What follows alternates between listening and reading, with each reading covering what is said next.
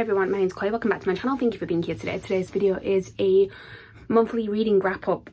What month has it been? It's been May. Like, my brain is clearly still not working very well, but I read some books in the month of May and I'm here to tell you all about them. Last month I had to do like a combined March and April wrap up because I didn't read a lot in April because April was moving month. May, I was here the entire month and I did manage to read things. I managed to read the TBR that I set for myself in April, so most of these are not my picks, most of these are my friends' picks because they put things on TBR Mash and I played around to pick what I would read. There were a couple of extras that I read just because I felt like reading them and I will get onto those momentarily, but most of these were out of my control, which I think you will have some indication of when you hear kind of what my ratings and things were like this month, because it's a little bit inconsistent, maybe the right word for it.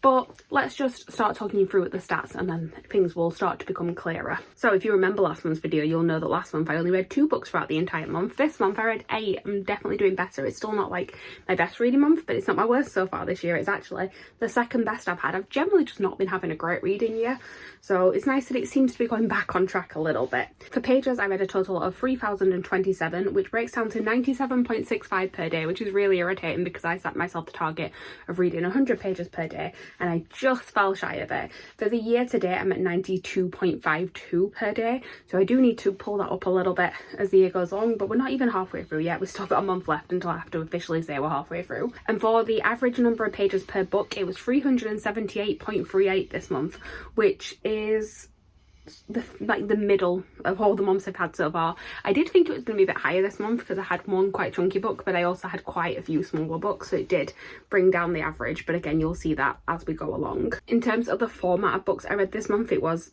again a little bit all over the place. So we had 2 that were completely audiobooks and then 6 that were a mixture of physical or ebook, some of them audiobook. I'll explain as I get to each one. I didn't actually have anything that I read entirely physically. Part of that was because some of them I didn't actually have physically, or I was like traveling when I was reading them, so that did play into it. There are some that I read like entirely physically, as in I didn't listen to them, but I was reading them like as an ebook maybe alongside it when I was on a train or something like that. I have got 3 young adult books and 5 adult books, so skewing more towards adult, but I think that's because the ones that I put in there myself were more adult. I was like, I just want something, a break from YA at times, because they were some of the ones I didn't love this month.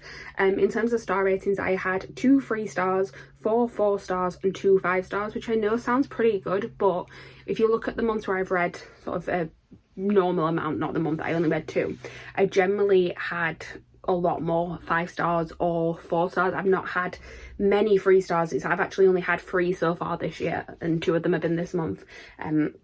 So not the best in terms of star rating. My average was a 4, which is still great, but just not as good as it maybe could have been. But that is all the stats. So now I'm just going to actually talk you through the books that I read. And like I said, it's going to be a little bit all over the place.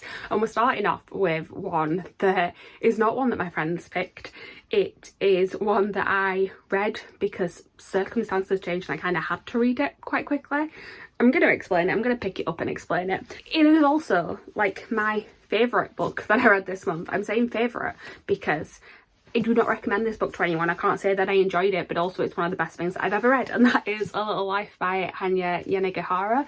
So I read this because, well, I own the book because I've had an interest in it, particularly hearing Meg talk about it. She also will not recommend this book to anybody, but like hearing her talk about it, even though she wasn't recommending it, made me interested in it. And my sister had a copy that she didn't want, so she asked me if I wanted it and I said yes, and I was planning on reading it at some point probably this year. And then there is a play of this book that is on in London at the minute. Meg had tickets for it with Abby, our other housemate, and Abby ended up not being able to be in London at the time that she had tickets for, so Meg had a spare ticket. So I ended up reading this in like 2 or 3 days just before we went to see it. I literally finished it half an hour before we left the house to go and see the play, and god, this book broke me. Like, well, actually it wasn't even the book, it was the play after. It was sort of like the entire experience, but sort of finishing the book I felt numb, and then we went to see the play and we were sat on the stage as well because there's on stage seating, and it was just a lot. Like, it's a hard one to explain. It's basically about these 4 friends who live in New York. In particular though, it focuses on a character called Jude who has had a lot of trauma in his life, and a lot of this book is just about sort of the trauma that he has been through, him sort of, I'm not going to say overcoming that because I don't think he really does, but just him sort of living through that, and there's also more trauma that happens throughout this book, and there's just a lot that happens, and it's all very, very sad. And I'm not going to recommend this book to anyone, but it is one of the best written things that I've ever read. I don't want to linger too much on details of it or like particular thoughts and opinions, because there are a lot of trigger warnings in this, and I really think that you should look into it if you're planning on reading it. I really think it's one that you should sort of make your own decision on. I am not going to try and, like I said, pitch this book to you at all, because I think it's one that you should make your own decision if you're going to read it. And yeah, I will say though, it's a 5-star read, and I would call it one of my favourite books now, even though I am not recommending that anyone read it. It's a very strange one. I completely understand where Meg's been coming from with this. But yeah, I also went to see the play a second time, like a week later, because we ended up winning the lottery tickets for it. So this story has been like a large part of my month this month, and I'm still not over it. And I don't know if I ever will be, but 5 stars. So the next book I have to talk about is also one that I'm going to find hard to talk about, like to explain it, because it's weird and not that much happens, but also things do happen, and I don't know how else to say it other than that. But that is Woman Eating by Claire Coder. So this was Gem's pick for my TBR, and it's basically about a woman who is sort of living away from home for the first time. Her mother has had to go into care, and she has moved to London, and she's living on her own, and it's just kind of about her figuring out how to live on her own and how to sort of look after herself, but with the added element that she is a vampire.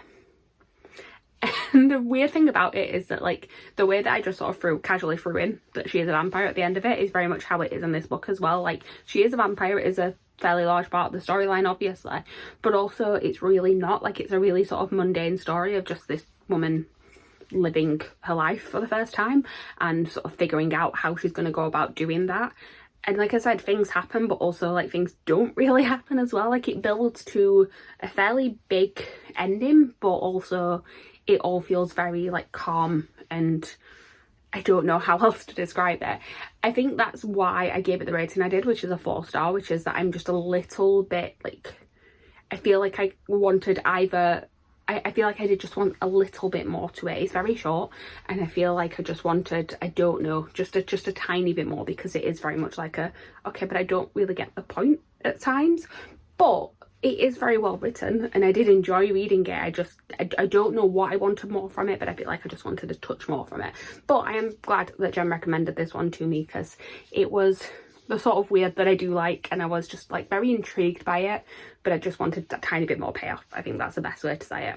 But 4 stars, a very good read. The next book that I read was technically at least a recommendation, but it does come by way of Meg as well, and this is actually Meg's copy that I'm going to hold up now, and that is Today, Tonight, Tomorrow by Rachel Lynn Solomon. So this is a YA book. Rachel Lynn Solomon writes YA and adult books, generally romances, and Meg has shouted about particularly her YA books for a while now. And this one is about 2 sort of academic rivals. They're about to graduate, and there is this sort of like senior tradition thing they do where there is it's like a scavenger hunt type thing. It's a game that they all play just before they graduate, and they end up teaming up on this night that they play this game, and you can imagine a romance is gonna bloom from there somewhere. And I had a good time with this. I did feel like with the romantic relationship, like it felt a little bit rushed how they got together. Like, I enjoyed all of the banter and things that were happening with them earlier on in the book, and then when it got to them being together, it suddenly felt like they were like obsessed in love with each other, and I'm like, I feel like there wasn't much of a switch here. I feel like that could have been handled just a little bit better, but I did really enjoy it. I gave it a 4 stars. It's a fun read. I'm intrigued to read Rachel Lynn Solomon's adult books. I'm just intrigued to see how her writing changes in an adult book rather than a YA one, if that makes sense. But no, I did have a good time, and I'm glad that it was recommended by both Lisa and Meg, and I will probably read more from this author in the future. Okay, next up we have one that I don't have to hold up, so we're going to hope that I remember to put it here in editing, and that is All Systems Red by Martha Wells. So this was one of Meg's extra picks, because Meg's regular picks didn't actually come up on my TBR this month, but she did give me a bunch of extras because she is extra and cannot just give me 2 or 3 choices like I asked her to. So one of the extra ones that she picked was All Systems Red by Martha Wells, which is the first book in the Murderbot series, which is a series of novellas, which is important to remember in a minute. And it's a sci-fi series about a murderbot And that is pretty much all you need to know with it. What I will say is that I did very much enjoy this one. I gave it 4 stars. It's the type of sci-fi I like. It's fun, there is world building, but you don't need to know like too much. It's not overly complicated or anything like that. What I will say though is that because there is some world building that needs to be done in a novella, particularly in the first novella in the series, you almost feel like things are just getting started right as it ends. I'm hoping that it gets better as it goes along, because I do have a grasp on this world now, but the characters were all very fun. I'm very excited to see where it goes, and it was very sort of promising start to a series is probably the best way to put it. Again, very glad that I did read it. I listened to the audiobook of this one. I did say I was going to say how I read all of them. So A Lot of Life I read physically and listened to the audiobook at the same time. I sort of alternate between the two. Woman Eating I mostly read physically, and then I finished it off with the audiobook because I was out travelling and I had like 30 pages left. I needed to leave the house and I didn't want to take the book with me because it was raining and I didn't want to get it ruined because it's not my copy of the book. So I read like the very last chunk of it in audiobook. Today, tonight, tomorrow I listened to the audiobook for that one. I didn't actually have the physical book while I was reading it. I've literally just picked it up to film this video. And then All Systems Red, I listened to the audiobook while I was tidying one evening, and it was a really good way to kind of keep me motivated actually. So thank you to that book for doing that. But yeah, that one was also a 4-star. Okay, now the thing you're not seeing in this wrap up is that there was now like a 2-week gap where I didn't read very much. Like I started a book that you're going to see me talk about in a little bit, but I just didn't want to pick it up for a while, and I just didn't want to pick anything up for a while until I went to a book signing. And didn't actually get a book signed because I didn't have a physical copy of it at that point, but a copy arrived the day after. And on my way home from the book signing, I picked up the ebook ARC that I had from last year and started reading it again because I just needed to reread it immediately, even though it was not on my TBR, and that is Yellowface by R.F. Kuang. So if you know anything about me, you'll know that I love R.F. Kuang. I have a few of her books here, or just like a few editions of her books here. And this one I actually read last year. I got an ARC of it and I gave it 5 stars. It was one of my favourite books last year. It was only sort of beaten out by Babel, her other release. And I'm happy that I very much enjoyed it on the second read as well. I think I actually enjoyed it more the second time I read it. This time I did a mixture of, I started as an ebook, then I started reading my physical copy, and then I got the audiobook to finish it as well. And this is basically about a character called, well, she's not called Juniper Song, but she is by the end of it. And basically she's an author. She is friends with another author who ends up dying in a sort of tragic choking accident. And one thing leads to another, and June ends up stealing Avena's manuscript and publishing it, finishing it off and publishing it under her own name, which is bad enough in and of itself, but then also you need to factor in the issue that Athena is Chinese American. June is very much not, but she does publish under a racially ambiguous name, which is why it said that she doesn't start as Juniper Song, but she does end up that way. And it is kind of like a literary thriller where it's told, where it goes through like the entire process of that being published and people maybe potentially having doubts about whether or not she did write it. There's a lot of sort of like Twitter wars going on in here as well. It's a lot of critique of the publishing industry in general. I really enjoyed this book, and like I said, I think I enjoyed it more the second time round. I think the first time I wasn't quite sure what to expect. There are times where it feels like it's going to take a twist to be more fantastical, and given the fact that everything I've read from R.F. Kuang before is fantastical, I kind of thought it might go that way. But reading it again and knowing that no, it is just like a literary thriller, which she's been very open in, like she spoke about that at the event that I went to. She said that like that is what it is and that's always what it's going to be. So I'm not sort of spoiling anything by saying it doesn't go fantastical, but there are times where you think it might be, but it's more sort of about how the pressure is playing with June's mind instead. And I think knowing that it wasn't going to take that route made me appreciate it more, because I wasn't sort of like doubting it throughout. And yeah, I just really enjoyed this, and I was going to say I recommend that loads of people read this.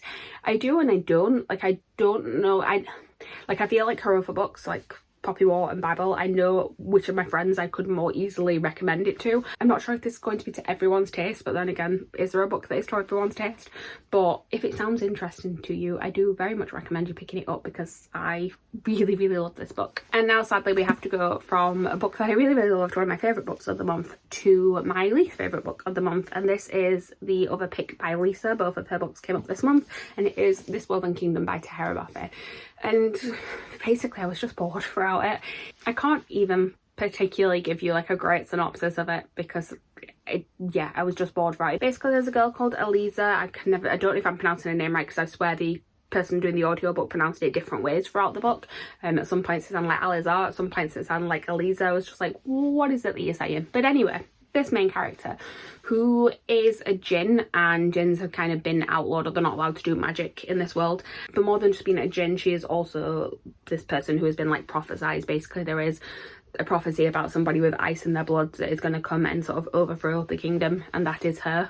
And then there is also the crown prince, who basically sees her once and then he's obsessed with her. That's what it felt like. And right, so I'd been told that this was a slow burn, and I don't really think it was, because I think that, like I said, he sees her once and is obsessed with her for no particular reason other than that, like, he finds her intriguing, and I'm just like, okay, I feel like there needs to be more to it than that. But the only reason it feels slow burn is because they just don't interact very much, and then when they do, it's suddenly like it's not a slow burn. Like I said, whenever he sees her, he's obsessed. And I feel like there was a lot done to kind of keep them apart, which made it feel like it was slow burn, even though it really wasn't. But there wasn't a lot done in way of plot. Like, it just felt like really mundane, boring stuff was happening, and there wasn't much of a plot for me to be invested in. And if the romance is going to be quite slow and it's supposed to be drawn out and a little bit irritating, then the plot needs to make up for it, and the plot didn't. Like, it was just, like I said, I can't even really give you a synopsis. There's a lot of stuff about making dresses, and I just got very, very bored, and I'm very sad about it, because this edition is absolutely beautiful and I don't want to have to get rid of it. But also, like, there is no point in me having this on my shelves, because I really did not enjoy it. I gave it a 3-star, but it's more like a 2.5, and being generous by giving it a 3. It's just not my favourite. And the thing is that this book has been quite polarising. I've seen people give it 5 stars, I've seen people DNF it. I think if I was a person who does DNF, I probably would have done, but I very rarely do that. I kind of push through. But I can understand why some of my friends have DNF'd it, because I know that, like, people DNF'd it quite early on because they just got bored, and I'm like, yeah, I can completely understand that. So very sad that I didn't love it, because it's so pretty, but I did not. And then the next one we have is also a 3-star, but I will say that this is on the higher end of a 3-star. This was one where I was debating between a 3 and a 4 rather than debating between a 2 and a 3. This one is one of my friend's favourite books, so I do feel a bit bad about it. But also, I think my reasonings for not liking it, I think she'll understand, hopefully, Tori, if you're watching. So this is Poison Study by Maria V. Snyder. So this, like I said, is one of Tori's picks. This is her favourite series of all time. She is obsessed with this, and I have owned this series for a while and just put off reading it for whatever reason. I bought it like as a cheap box set in the works and was like, oh yeah, I'll read that at some point, and then just never picked it up. And I did enjoy like a fair amount of this book. So it is about a girl called Yelena who has been arrested for killing someone, and she is the next up to be executed. And basically the food taster for the ruler, called the commander, ends up dying, so they need a new one, and the rule is that the next person up for execution gets offered that job. So Yelena gets offered to be a food taster rather than be killed. There's still a chance she's going to die anyway, because obviously food tasting is there to root out poisons that someone may have slipped into the commander's food, and at some point the likelihood is that she's going to ingest some sort of poison and die. But this book is basically, starts off with her training throughout it, and then with her sort of uncovering a different plot that is going on that maybe isn't to poison the commander, but maybe other ways to kind of infiltrate and take over. And I did find it quite interesting. Like, I found the actual storyline quite interesting. Well, there were times where it was a little bit strange, where it was like, it was a fantasy world and there were all these sort of like fantasy elements to things, like particularly with the foods. There was this one particular like type of food that was being used in a particular way, and that was like a completely fantastical thing that was being talked about. But then it was really weird, because then they'd be really jarring in a second and talk about coffee instead, and I was like, it was a weird mixture of real life and fantasy elements, and I was like, I feel like you should have just gone one or the other here. But that's just a niggly thing that I had. My main issue with it was the pacing. Like, it felt a little bit like they were telling us, not showing us. There was a lot of like, they were sort of telling us that an event was going to happen, and then rather than sort of having like a build up towards it, it was suddenly at that event, or it was suddenly after that event, and you didn't really get to kind of experience things. And what this meant was that the relationships between the characters, I felt like I was being told that they'd formed these bonds but not actually seeing them, which particularly meant that the central romance suffered, because if I'm not seeing them form this connection, I'm not going to buy into it too much. But that being said, I feel like I was invested more in the plot with it. So although the romance I wasn't as tied into, because I was invested in the plot, I could kind of excuse that a little bit, which is kind of the opposite to what's just happened with This Will and Kingdom. So that's why this one was more of a high 3 going towards a 4. And I might still continue with the series, I'm not sure. Like, I feel like I do kind of want to know where it goes from here. I know that the box set I have is a weird one where it's actually 6 books, but there is supposed to be another trilogy, I think, that I read in the middle of it. I need to ask Tori the particulars of it, but I might read the first 3, like read the initial trilogy and see whether or not I want to carry on from there. Like I said, I own at least 6 of these, so I own Poison Study, Magic Study, Fire Study, Shadow Study, Night Study and Dawn Study, and I think that I'm supposed to read the Storm Glass, Sea Glass and Spy Glass ones in the middle, I think. Please correct me if I'm wrong, Tori, but I will actually have a conversation with you and figure that out, I suppose. And then the last book that I read in the month of May, I actually finished last night, so just in time. Please ignore all the stickers all over this. This is also not my copy. 3 of these books I've held up today are Meg's, which, you know, the joy of now living with someone else who owns books is I can steal hers. So this is The Watchmaker of Filigree Street. This is another one of Meg's picks. It was one of her extras. Like I said, none of her actual books came up this month. This one was... This is a strange one to describe. Is there even a synopsis? I'm going to read you the synopsis because I feel like it's going to do better than I will. It says, in 1883, Faniel Stapleton returns to his tiny flat to find a gold pocket watch on his pillow. When the watch saves Faniel's life from the blast that destroyed Scotland Yard, he goes in search of its maker, Kaita Mora, a kind, lonely Japanese immigrant. Meanwhile, Grace Carroll is sneaking into an Oxford library, desperate to prove the existence of the luminiferous ether before her mother can force her to marry. As the life of these 3 characters become entwined, events spiral out of control until Faniel is torn between loyalty, suitors and opposing geniuses. Yeah, I feel like that's a fairly good explanation. It's a strange book in a way, because basically, like, at the start of it, I said, he finds his pocket watch, bombs start going off, things start exploding, and it's a weird one where you're just kind of like along for the ride, and it's like, why is this guy being like brought into all of this? Because like he's just quite like a low level civil servant at first, just doing things through telegraphs, and then he kind of gets pulled into like the bigger investigation of what is happening in this world, and it's all very like whimsical and fun, and I did have a good time with it, and I gave it 4 stars. The only thing I will say is that because the plot is a little bit like you're just along for the ride with it, I got a little bit lost at times, which is why I gave it a 4 rather than a 5. I did very much enjoy the characters for the most part. One of those characters that was listed in the synopsis was not my favourite, but literally when I was telling Meg that I'd finished it, she said, oh, you can join us in hating this character then. I was like, oh yeah, why would anyone like them? Like, just why?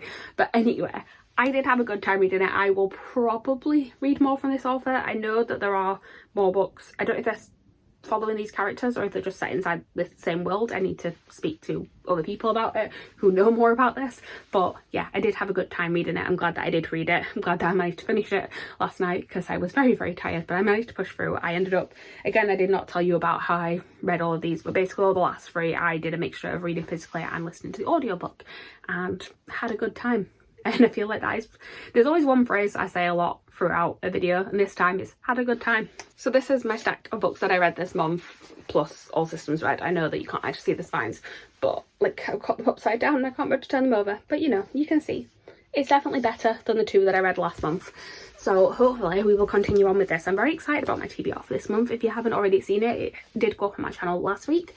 And yeah, there's some fun contemporaries and things to read this month. So hopefully my reading will continue to improve. But that is pretty much everything. Thank you guys for watching. Please like, comment, subscribe, all that good stuff down below. Let me know what your favourite book is that you read during this last month. And I will see you guys soon with a new video. Bye.